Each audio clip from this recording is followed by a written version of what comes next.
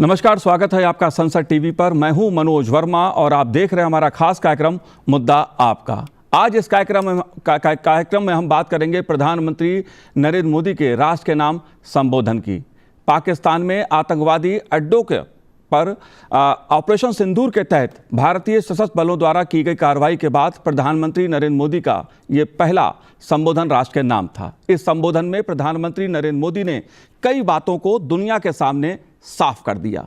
कई महत्वपूर्ण बातें प्रधानमंत्री ने आतंकवाद, पाकिस्तान को लेकर कही हैं अपने संबोधन में।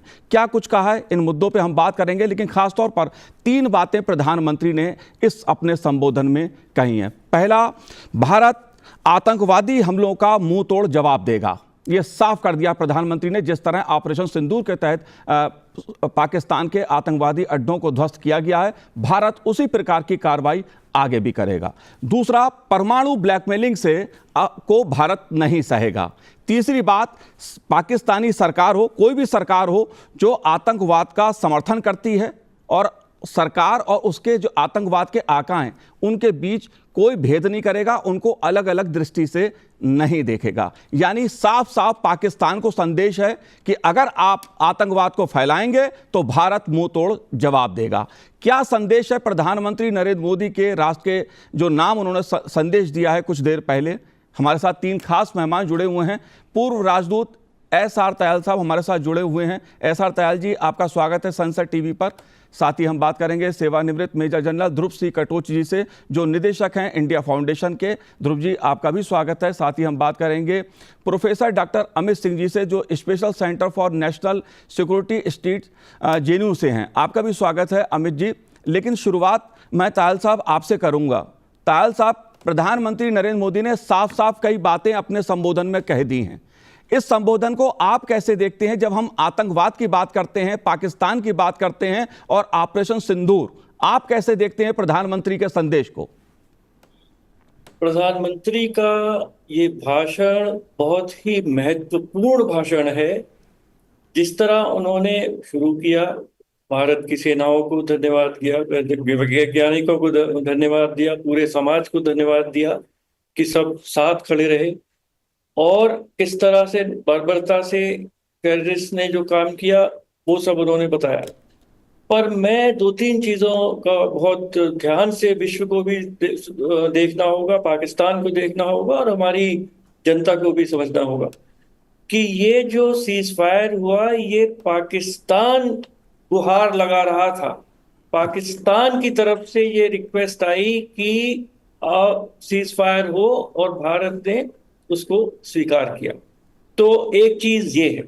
दूसरा, मैं कहना चाहूंगा कि ये निर्णय भारत का था पूरी तरह से, क्योंकि प्रधानमंत्री ने अपने भाषण में किसी भी तीसरे देश का या किसी भी तीसरे देश के किसी भी नेता का कोई ना जिक्र किया, ना नाम लिया। तो जो भी भारत निर्णय ले रहा है, जो भी हमारे प्रधानमंत्री निर्णय ले रहे हैं, जो भी हमारी सरकार निर्णय ले रही है, वो अपने आप ले रही है। ठीक है, दोस्त लोग कुछ कहते हैं, पर ये निर्णय सब भारत स्वयं ले रहा है। तीसरी बात, प्रधानमंत्री ने बहुत स्ट्रॉन्ग शब्दों में कहा कि ये ऑपरेशन सिंदूर केवल स्थगित किया गया है। और भारत बहुत ध्यान से देखेगा, अगर पाकिस्तान की तरफ से फिर कोई आतंकी गतिविधि होती है या कोई सैन्य दुस्साहस होता है, तो फिर भारत जवाही कार्रवाई करेगा। ये केवल सस्पेंडेड है, स्थगित किया गया है। ऑपरेशन सिंदूर अभी चल रहा है, क्योंकि टेररिज्म तो अभी समाप्त नहीं हुआ, उनको सिग्नल किया गया है। तीसरा, जो आपने बताया कि जो 3 नए न्यू नॉर्मल जो प्रधानमंत्री ने बड़ा क्लियरली दुनिया को बताया कि एक कोई भी नई लकीर जो है कि आतंकी हमले का भारत में कहीं भी होगा, उसका मुंह तोड़ जवाब पाकिस्तान को दिया जाएगा। हम उसको अपनी तरीके से देंगे, अपने शर्तों पर देंगे, अपने समय पर देंगे। दूसरा, पाकिस्तान जो दुनिया कहती है न्यूक्लियर कि पाकिस्तान से न्यूक्लियर ब्लैकमेल भारत बिल्कुल नहीं सहेगा, और अपनी कार्रवाई करेगा जो भी वो ठीक समझेगा। और तीसरा, जैसा आपने भी बताया कि आतंकी और आतंकवाद के जो संगठन हैं पाकिस्तान में, जो पल रहे हैं, पनप रहे हैं, जिनको वहां सिंचाया जा रहा है, उसमें और पाकिस्तान की सरकार में और पाकिस्तान की फौज में कोई फर्क नहीं देखा जाएगा। और एक बहुत बहुत ही मुख्य बात, क्योंकि मार्को रूबियो जो उनके सेक्रेटरी ऑफ स्टेट थे, उन्होंने कहा था कि शायद भारत और पाकिस्तान की कहीं बातचीत होगी, किसी न्यूट्रल जगह पर होगी। ठीक है, प्रधानमंत्री ने कहा कि बातचीत हो सकती है, पर बात केवल टेररिज्म पर होगी, बात केवल पाकिस्तान ऑक्युपाइड कश्मीर पर होगी।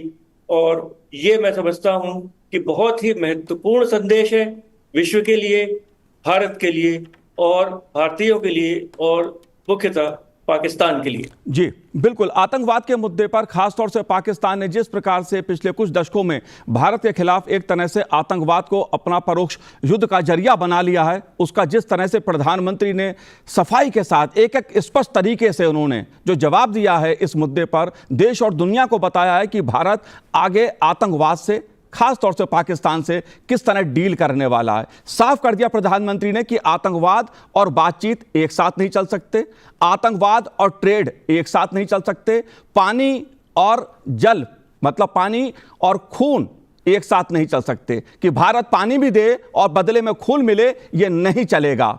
परमाणु ब्लैकमेलिंग नहीं चलेगी। ध्रुव साहब, आप कैसे देखते हैं इस पूरे मुद्दे को, क्योंकि प्रधानमंत्री जी ने एक एक करके सभी विषयों को देश दुनिया के सामने स्पष्ट रूप में रख दिया है कि भारत आतंकवाद को लेकर स्पष्ट है, क्लियर है, मुंह तोड़ जवाब देगा। आप कैसे देखते हैं इस मुद्दे को? ये मेरे लिए जी ध्रुव जी। हाँ मनोज जी, धन्यवाद। देखिए, मैं समझता हूं ये हाईएस्ट लेवल पॉलिटिकल अथॉरिटी से जो लीडरशिप दिखाई गई है, ये एक मिसाल है। मैंने इस प्रकार की लीडरशिप पहले कभी नहीं देखी, और इस लीडरशिप से पॉलिटिकल अथॉरिटी, भारत का सिविल सोसाइटी और पूरे सिक्योरिटी फोर्सेस एक साथ हो चुके हैं, एक इरादे पर अभी चल रहे हैं। ये मैं समझता हूं ये बहुत ही जरूरी संदेश दे दिया है प्रधानमंत्री ने। और अगर पाकिस्तान अभी भी इस रास्ते पे चलेगा तो उसको बहुत महंगा पड़ेगा। देखिए, प्रधानमंत्री ने एक चीज कही और वो मैं समझता हूं बहुत इंपॉर्टेंट है। उन्होंने कहा, जो उन्होंने रूस के प्रेसिडेंट को भी कहा था, ये युद्ध का जमाना नहीं है, लेकिन उन्होंने साथ में कहा ये टेररिज्म का जमाना भी नहीं है। और अपने इरादे उन्होंने पूरे कर दिए। अगर टेररिज्म के अगर भारत के ऊपर इस प्रकार का अटैक होगा तो हम उसका पूरा पूरा बदला लेंगे। इसका मतलब है ऑप सिंदूर जो है वो अभी का जब तक चलेगा जब तक ये टेररिज्म चलेगी। एक नंबर 2, एक नई डॉक्ट्रिन पैदा हो गई है। पहले जो भारत करता था 2016 तक, कि अगर हम कोशिश करते थे पाकिस्तान को डिसुएड करने की कि देखिए इस रास्ते में मत जाओ, हम अपने पोजीशन को प्रोटेक्ट करते थे। हमने बहुत कोशिश की, पाकिस्तान के साथ बातें की, अपने डिफेंसिव मेजर्स बहुत कर दिए JNK में, कोई फायदा नहीं हुआ। फिर हम दूसरे पर गए, हम डेटरेंस पर गए। डेटरेंस पर जब हम गए तो आपने देखा सर्जिकल स्ट्राइक हुई और उसके बाद बालाकोट में हवाई एयर ऑपरेशन हुआ जी। वो भी कामयाब नहीं हुआ। तो अभी हम तीसरे रास्ते पे जा रहे हैं, ये है कंपेलेंस। हम इसको फोर्स करेंगे। और इनफोर्स कैसे होगा? ये इनफोर्स होगा मिलिट्री मेजर्स और नॉन काइनेटिक मेजर्स, जैसे कि no visas, no talks, no water. ये सबसे जरूरी है। अभी आप देखेंगे चिनाब का पानी कैसे जाता है, वो किस प्रकार से रोक दी जाती है, किस प्रकार से हमारा डैम वगैरह का काम होगा। No cooperation with Pakistan. इससे क्या होगा? इनकी रीढ़ की हड्डी बिल्कुल टूट जाएगी। तो या तो वो रास्ते पे आए, अगर रास्ते पे नहीं आते हैं तो उनको जो नतीजा है वो भुगतना पड़ेगा। और ये मैसेज प्रधानमंत्री ने पूरी दुनिया को दी है। एक तरफ से एक साफ संदेश है यूनाइटेड स्टेट्स ऑफ अमेरिका को, ये हमारा अंदरूनी मामला है, ये हमारे रेड लाइंस हैं और हम ऐसे ऑपरेट करेंगे। लेकिन मनोज जी, ये संदेश कुछ हमारे साथ वाले जो देश हैं उनके लिए भी आता है, ये बांग्लादेश के लिए भी है। बांग्लादेश के जो ओहदेदार हैं उनको बड़े कान खोल के सुनना चाहिए। कोई भी हरकत करेंगे ये नतीजा उनके ऊपर होगा, जी बिल्कुल, सरकार के ऊपर होगा। बिल्कुल ध्रुव जी, प्रधानमंत्री नरेंद्र मोदी ने राष्ट्र के नाम अपने संबोधन में आतंकवाद को लेकर पाकिस्तान की जो भूमिका रही है पूरे विश्व में, उसको एक प्रकार से पूरा चिट्ठा खोल के देश और दुनिया के सामने रख दिया है और भारत के भविष्य के इरादों को ऑपरेशन सिंदूर भारत की आतंकवादी नीति के तहत जो भी होगा वो भारत करेगा, एक तरह से स्पष्ट कर दिया है। आइए सुनते हैं प्रधानमंत्री नरेंद्र मोदी ने अपने संबोधन में क्या महत्वपूर्ण बातें कही हैं। सर्जिकल स्ट्राइक और एयर स्ट्राइक के बाद अब ऑपरेशन सिंदूर आतंक के खिलाफ भारत की नीति है।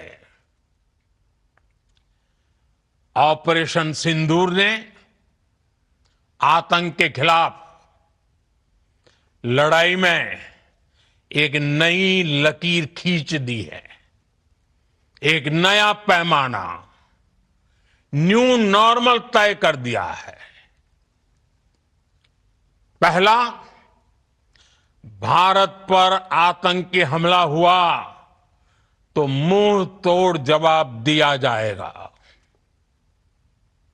हम अपने तरीके से अपनी शर्तों पर जवाब देकर रहेंगे। हर उस जगह जाकर कठोर कार्रवाई करेंगे जहां से आतंक की जड़ें निकलती हैं। दूसरा, कोई भी न्यूक्लियर ब्लैकमेल भारत नहीं सहेगा। न्यूक्लियर ब्लैकमेल की आड़ में पनप रहे आतंकी ठिकानों पर भारत सटीक और निर्णायक प्रहार करेगा। हम आतंक की सरपरस्त सरकार और आतंक के आकाओं को अलग अलग नहीं देखेंगे। ऑपरेशन सिंदूर के दौरान दुनिया ने पाकिस्तान का वो घिनौना सच फिर देखा है, जब मारे गए आतंकियों को विदाई देने पाकिस्तानी सेना के बड़े बड़े अफसर उमड़ पड़े। स्टेट स्पॉन्सर्ड टेररिज्म का यह बहुत बड़ा सबूत है। हम भारत और अपने नागरिकों को किसी भी खतरे से बचाने के लिए लगातार निर्णायक कदम उठाते रहेंगे। जाहिर सी बात है, ऑपरेशन सिंदूर आतंकवाद के खिलाफ भारत की नीति है, प्रधानमंत्री ने स्पष्ट कर दिया। प्रोफेसर डॉक्टर अमित सिंह, मैं आपसे समझना चाहता हूं, इस मुद्दे को समझना चाहता हूं, खासतौर से परमाणु ब्लैकमेलिंग का मुद्दा, जिस तरह से पाकिस्तान दुनिया को सुनाता रहा है, दिखाता रहा है और आतंकवाद का संरक्षण देता रहा है। प्रधानमंत्री जी ने आज सीधे सीधे उस पर चोट की है कि भारत परमाणु ब्लैकमेलिंग नहीं सहेगा। आप इस मुद्दे को कैसे देखते हैं? देखिए, ये बिल्कुल सही बात है जो प्रधानमंत्री मोदी जी ने अपने भाषण में इस बात को अंडरलाइन किया है। और ये पहली बार नहीं किया, जब उरी की भी स्ट्राइक की, बालाकोट भी किया, तब भी भारत ने ये माना था कि हम परमाणु ब्लैकमेलिंग को नहीं सहेंगे। और इस बार जो ऑपरेशन सिंदूर के माध्यम से हम लगभग 200 किलोमीटर तक भारत अंदर घुसा है, हमारी मिसाइलों ने, हमारे ड्रोन ने पाकिस्तान के हर उस आतंकवाद के ठिकाने पर या उनके महत्वपूर्ण ठिकानों पर हमला करके उसको नेस्त नाबूद किया, तो इस बात का परिचायक है। और जो कि नरेंद्र मोदी जी ने अपने भाषण में भी इस बात को प्रमुखतया जगह दी कि इस न्यू एज वॉरफेयर में जिस प्रकार से हमारे मेड इन इंडिया वेपन्स ने जो कार्रवाई की है और उसके माध्यम से जो रिजल्ट आए हैं वो पूरे विश्व के सामने हैं। जो हमारे सेना के प्रमुख डीजीएमओ ने भी जो अपनी प्रेस मीटिंग की थी, उन्होंने भी साफ तौर पर यह दिखा दिया कि China made Turkey made weapons को जिस प्रकार से हमने क्षति पहुंचाई है वो किसी भी लायक नहीं है। और ये सब का सब भारत ने अचीव किया है मेड इन इंडिया वेपन्स के माध्यम से। तो मुझे लगता है एक बहुत बड़ी बात नरेंद्र मोदी जी ने और हमारे सेना के डीजीएमओ ने अपने वक्तव्यों में दी है। मोदी जी ने इस बात को भी माना है कि शांति का रास्ता शक्ति के माध्यम से ही होकर निकलता है, या शक्ति के माध्यम से ही शांति को भी परिभाषित किया जा सकता है। भारत का शक्तिशाली बनना बहुत जरूरी है और शक्ति का प्रदर्शन भी करना बहुत जरूरी है। तो मुझे लगता है ये एक नई तरह की रणनीति नरेंद्र मोदी की सरकार ने पूरे विश्व के सामने रख दी है कि आतंकवाद के प्रति जीरो टॉलरेंस होगा और हम इसमें किसी भी तरह का इंटरफेरेंस नहीं सहेंगे। हम अपनी शर्तों पर आतंकवाद का माकूल जवाब देंगे और पाकिस्तान से अगर बात होगी तो सिर्फ आतंकवाद के मुद्दे पर होगी।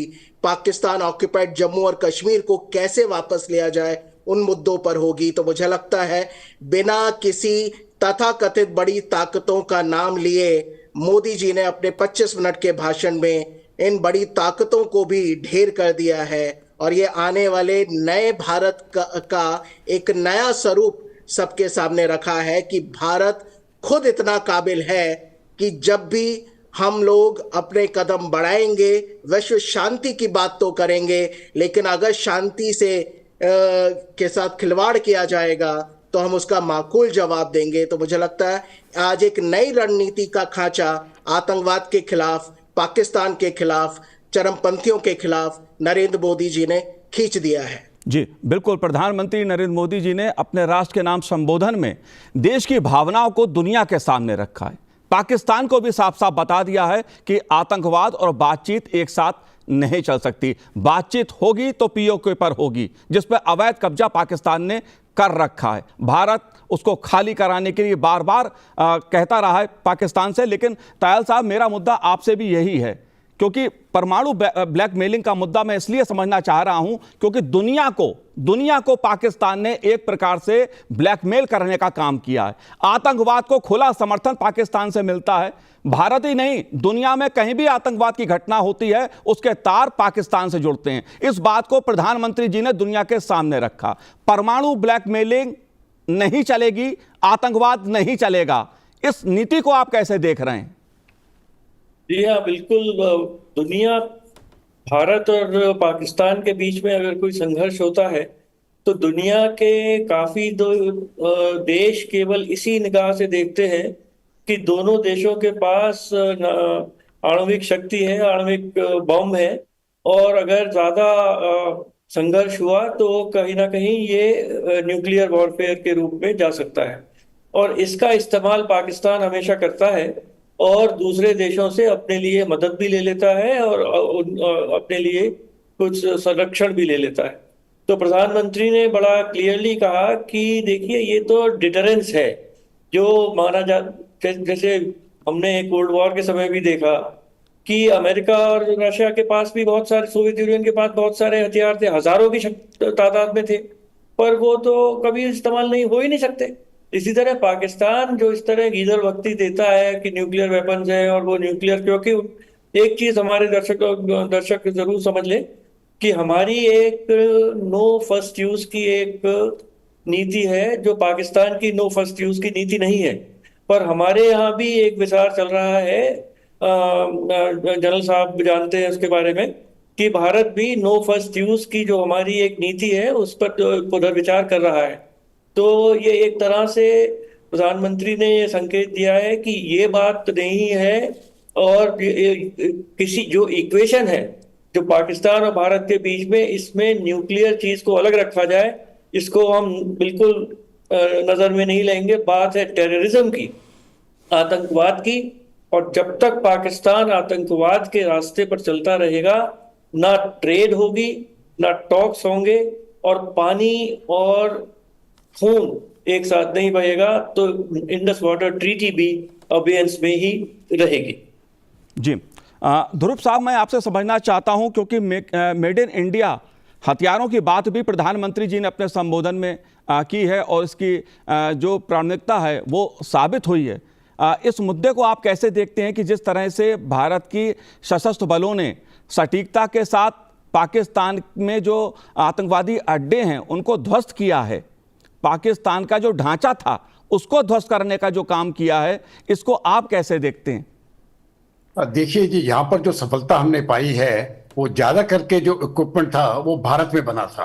जैसे कि जो मिसाइल्स हैं, खास करके ब्रह्मोस और आकाश वगैरह, जो भी हमने मिसाइल्स इस्तेमाल की, जो इलेक्ट्रॉनिक वॉरफेयर इक्विपमेंट इस्तेमाल किया, जो हमने ड्रोन्स भी इस्तेमाल किए, ज्यादा करके वो सब इक्विपमेंट जो है ये भारत में बना है। और अभी तक भी जैसे ही भारत इसमें और मजबूत होता जाएगा तो दुनिया में भी ये दुनिया वाले भी समझ जाएंगे कि भारत का जो इक्विपमेंट है वो बेहतर है और हम एक मेजर सप्लायर बन जाएंगे। इस समय पर अभी तक भी हम मेजर बायर हैं, हम दूसरे देशों से सामान लेते हैं, लेकिन हम ये बहुत ही जल्दी मुझे लग रहा है ये चेंज होने वाला है। बहुत पिछले 10 सालों में मैंने ये खुद देखा है कितना फर्क आया है मेड इन इंडिया में। अभी तक हमने और आगे बहुत जाना है। तो ये मुझे लगता है कि अभी से ही वो तैयारी हो रही है। जो हमारे डिफेंस कॉरिडोर्स बन रहे हैं, जो जिस प्रकार से हमारे डिफेंस पब्लिक सेक्टर को अपग्रेड किया जा रहा है, और खास करके जिस प्रकार से प्राइवेट सेक्टर अभी डिफेंस में आ रहा है, ये बहुत मायना रखता है। और आगे वाले दिनों में मैं समझता हूं हो सकता है 5 या 10 साल लगेंगे, क्योंकि ये बड़े लंबे अरसे की चीजें हैं। भारत के तकरीबन 70% अपने हथियार खुद बना देगा। कोई भी देश 100% नहीं होता है, लेकिन अगर हम 70-80% तक पहुंच जाएंगे और मेजर तौर पर हम डिफेंस सप्लायर बन जाएंगे तो भारत की मजबूती जो है वो बहुत हो जाएगी। मुझे लगता है एक चीज और मैं कहना चाहता हूं कि अगर वो डेटरेंस आपने देना है तो वो फौज की काबिलियत और जो मजबूती होना चाहिए उसके ऊपर भी जोर देंगे। और जो डिफेंस बजट है, मुझे पूरा उम्मीद है कि इसमें भी थोड़ा सा बढ़ावा हो जाएगा। अभी तो 2% ऑफ जीडीपी के तौर पर चल रही है, हो सकता है 2.5 या 3 पर चले जाए, जिससे कि बहुत तरक्की करेगा भारत। और एक बार डिफेंस मजबूत हो जाता है तो उससे भी इकोनॉमी बढ़ जाती है। तो इसमें कई फायदे होते हैं और आगे वाले दिनों में इसके ऊपर भी ध्यान दिया जाएगा। जी डॉक्टर अमित सिंह जी, एक महत्वपूर्ण मुद्दा और प्रधानमंत्री जी ने अपने संबोधन में उठाया है कि जो पाकिस्तान में आतंकी सरपरस्त सरकार और आतंक के जो आका हैं उनको अलग अलग दृष्टि से या उनको अलग अलग करके नहीं देखेंगे। इसके क्या मायने हैं? देखिए, इसके मायने अपने आप में बहुत बड़े हैं। जैसे मैंने पहले ही बोला कि आतंकवाद के खिलाफ एक नई रणनीति की शुरुआत हुई है ऑपरेशन सिंदूर से, जिसमें हमने दिखाया है और पाकिस्तान ने भी पूरे विश्व के सामने अपने आप को एक्सपोज किया। उन्होंने दिखाया जिस तरह से उनके जनाजे में बहुत सारे आर्मी के लोग वहां पर आए, यहाँ तक कि उनके ताबूतों को कंधा देते हुए नजर आए। और नमाज जनाजा में जिस प्रकार से एक आतंकवादी ने शिरकत की, नमाज पढ़ी या जनाजे में साथ दिया, तो मुझे लगता है पाकिस्तान पूरे विश्व के सामने एक्सपोज हुआ है कि वो आतंकवाद को प्रोड्यूस करने की एक फैक्ट्री है। और उसको पाकिस्तान की सरकार, पाकिस्तान की आर्मी और आईएसआई ही चलाते हैं। और उसके माध्यम से वो सिर्फ साउथ एशिया में ही नहीं बल्कि पूरे विश्व में अस्थिरता फैलाते हैं, जो इनडायरेक्टली नरेंद्र मोदी जी ने भी जब 9/11 का जिक्र किया या लंदन में जो ट्यूब अटैक हुआ उसका जिक्र किया, तो उन्होंने बताया कि सारे आतंकवाद की जड़ें पाकिस्तान से ही होकर जाती हैं, पाकिस्तान में ही हैं और यहाँ के आका ही उनको शरण देते हैं। ओसामा बिन लादेन भी 9/11 के बाद अबोटाबाद पाकिस्तान में ही पकड़ा जाता है। तो मुझे लगता है एक नई शुरुआत है और भारत ने एक बहुत अच्छा निर्णय लिया है कि किसी भी प्रकार का आतंकी घटना को अब भारत के ऊपर हमले से देखा जाएगा। अब अगर वहां से गोली चलेगी तो यहां से गोला गिराया जाएगा। हमारा जो एयर डिफेंस सिस्टम भी है वो काफी मजबूत है और वो मल्टी लेयर्ड है, जिसको भेद नहीं पाए इस बार पाकिस्तान के लोग। और मुझे लगता है भारत अब दोबारा से उसकी भी समीक्षा करेगा कि उसको और कैसे पुख्ता बनाया जाए। और शायद इसी वजह से ही जो न्यूक्लियर धमकियां दी जाती थी भारत को, अब भारत ने देख लिया है कि गीदड़ भपकियां नहीं चलेगी, अगर उनकी मिसाइल परमाणु हथियार लेकर भी आएगी तो उसको हम इंटरसेप्ट करेंगे और जहां से वो आई है उसको वहीं पर ही पहुंचा देंगे, इसकी भी पूरी कोशिश चल रही है। तो इसी वजह से मुझे लगता है कि जो न्यूक्लियर का छलावा था अब वो धीरे धीरे डाइल्यूट हो रहा है और एक नई रणनीति की शुरुआत हुई है और ये जीरो टॉलरेंस जो है वो दिखाना बहुत जरूरी है। पूरे विश्व ने भी अब ये माना है कि भारत अब नहीं रुकेगा और नरेंद्र मोदी के नेतृत्व में तो बिल्कुल भी रुकने वाला नहीं है। ये बात बिल्कुल सही है कि ये दिल मांगे मोर, सारे भारत के नागरिक कुछ और भी चाह रहे थे, जो कि नरेंद्र मोदी जी ने इशारों में बोला कि बात अगर होगी तो अब पीओके पर होगी, आतंकवाद के खात्मे पर ही होगी पाकिस्तान से। जी बिल्कुल, प्रधानमंत्री नरेंद्र मोदी जी ने अपने संबोधन में साफ कर दिया है कि भविष्य में पाकिस्तान के हर कदम को भारत कसौटी पर परखेगा और जैसा आतंकवाद पाकिस्तान करेगा उसका जवाब उसी हिसाब से भारत देगा। जाहिर तौर पर प्रधानमंत्री जी ने देश और दुनिया को अपने संबोधन के जरिए साफ साफ संदेश दे दिया है। आप तीनों ने इस कार्यक्रम में भाग लिया, संसद टीवी से बात की, बहुत बहुत शुक्रिया, बहुत बहुत धन्यवाद हमसे बात करने के लिए। तो आज इस कार्यक्रम में इतना ही, मुझे दीजिए आज्ञा, नमस्कार।